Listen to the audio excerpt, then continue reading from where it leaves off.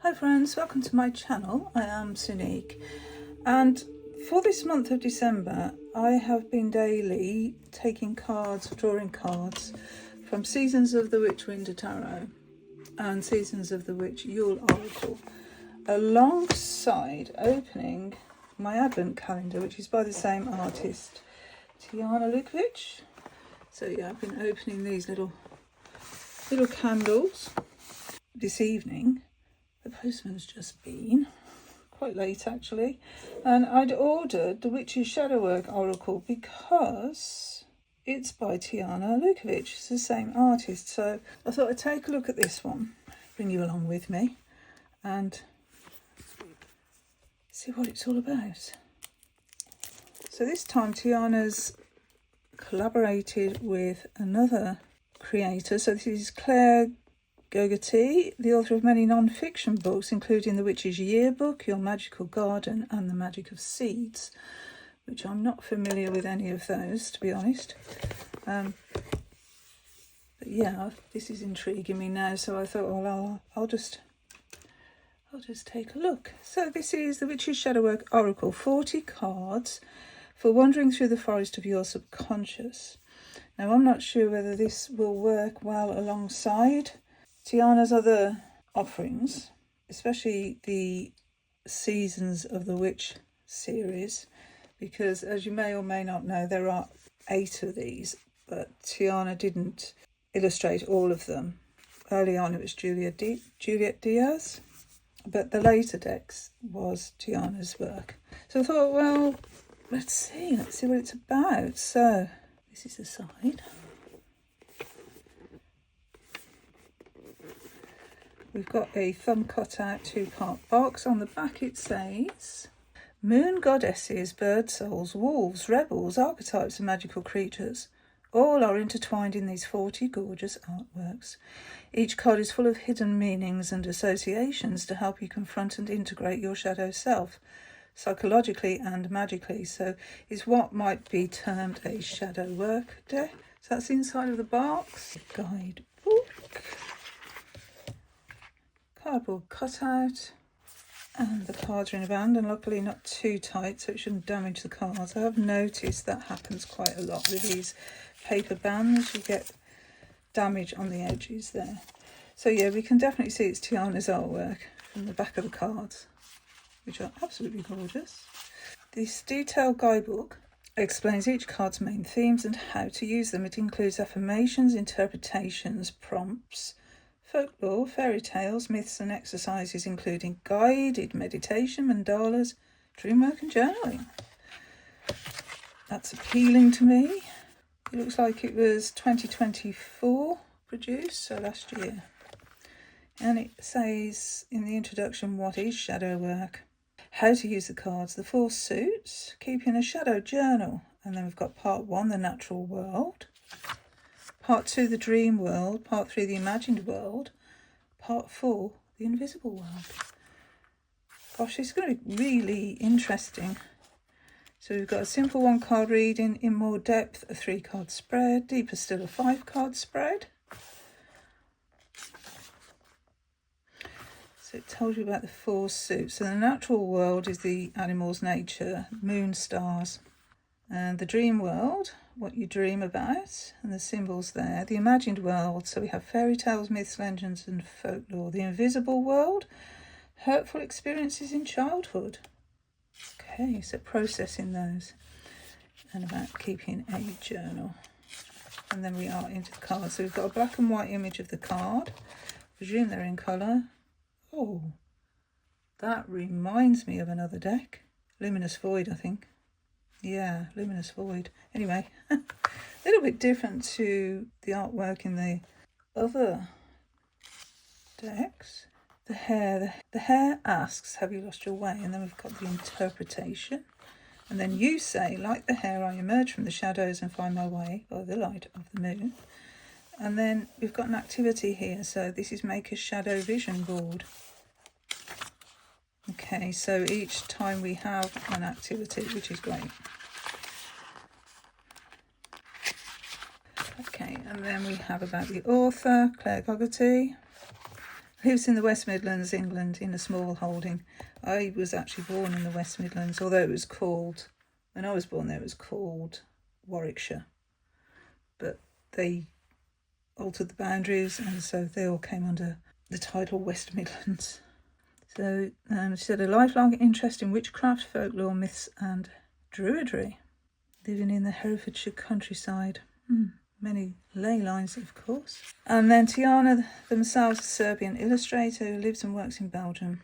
Interested in mythology, folklore and fairy tales, as well as dreams and the subconscious. And I really do enjoy Tijana's artwork, obviously, because I keep buying decks and products with her artwork on. So let's have a look at the cards themselves. And it is a little different, isn't it? It's, very loose watercolour here. Granulated as well. Look at me with the technical terms. But I do like granulated watercolour. So there we've got the hare, riding on top of the hare, reaching out to the moon with a bird in hand. The raven. Cave. These foxes travelling at the side is very much like one of the cards in the Winter Tarot. Yes, the Artisan of Winter Swords. Those foxes there. So the artwork is slightly different, isn't it, in the way it's been produced. Definitely feels very loose. The snake. Wow. The friend. All holding candles together. Selkie. Stars.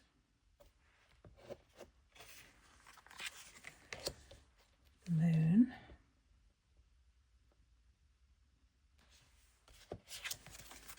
The bat. That's an interesting image. The flower girl. The judge. So we've got archetypes here, haven't we? There's those foxes again. And isn't that interesting that the artisan of the sword suit and this being the judge? The well.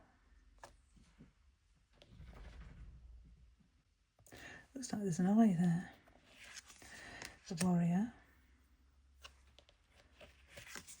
The lightning bolt. I'm not seeing a lightning bolt.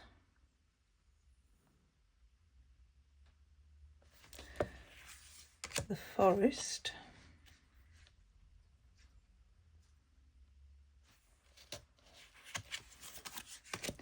The Ice Queen. Bereaved.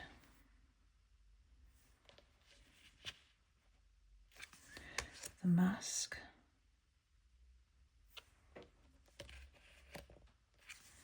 The hero.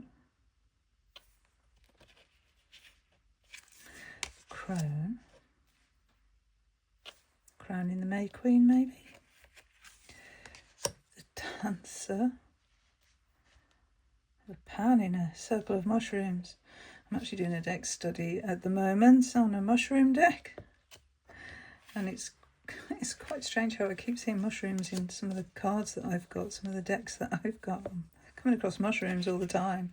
Trickster, the helper, Cinderella maybe, the pilgrim, the hunter, Artemis,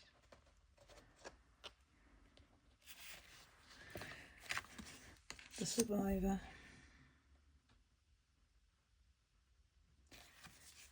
sleeper.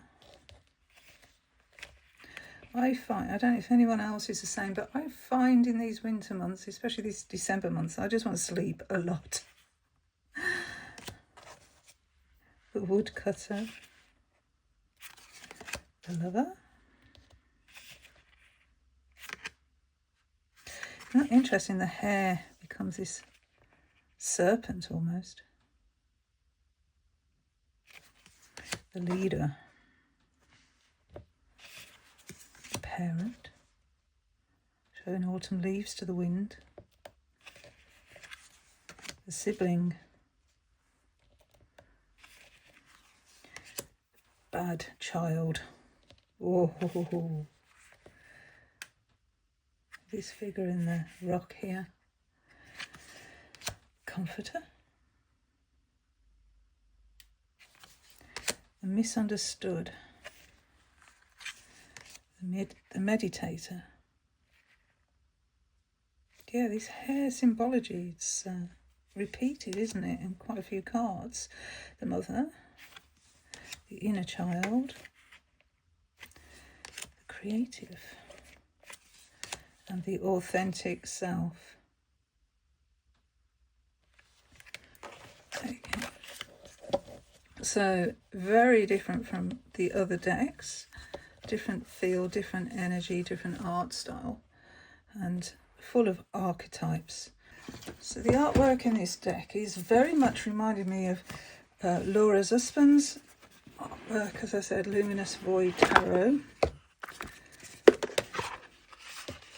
Do you see this here?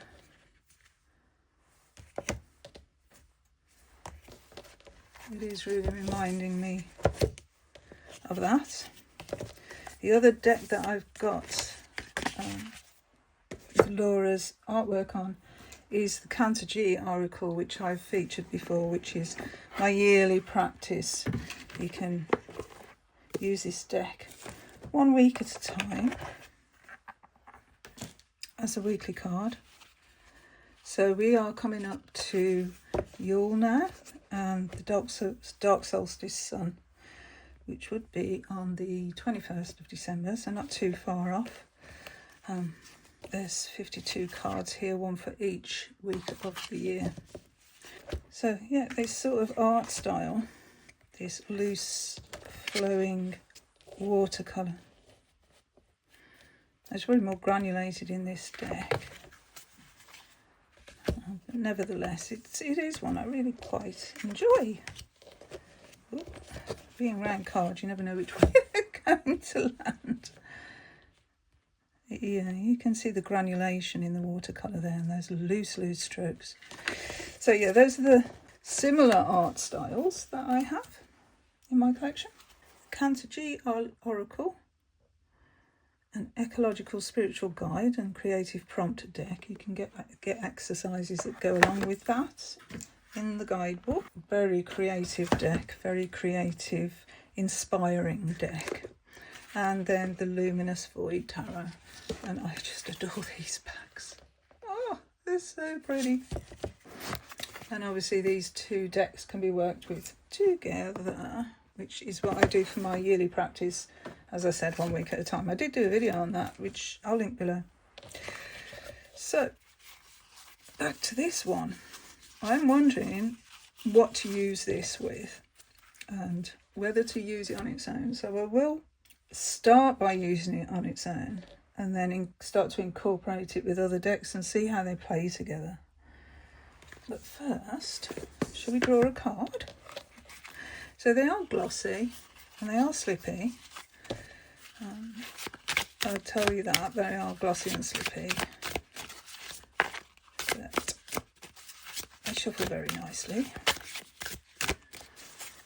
And shadow work is something not to go into very lightly and be in a good place if you do intend to actually look at shadow work, because it can bring up issues. And so you need to be in a good headspace to be able to look a little deeper at your shadow. We all have a shadow. So what shadow are we being encouraged to work with? Here. This is just an example, so take it or leave it. You don't need to take this on board at all. Just me looking at the deck. So the woodcutter is part of the imagined world. So this is a story, I think. I seem to remember the woodcutter being a story. I'm quite into my fairy tales at the moment. The woodcutter asks, what is the biggest lie you've told? And how did it make you feel? So you can see already this could be something that you might not want to work with at the moment. So what would you do if you were faced with the same dilemma as the woodcutter in one of Aesop's fables? This hard-working fellow dropped his axe into a lake by mistake. Oh, there he is. The tool was essential to his work and his livelihood, so he was understandably distressed. The god Mercury appeared and dived into the lake to retrieve it, emerging with a golden axe. The woodcutter refused it, as it was not his own wooden one.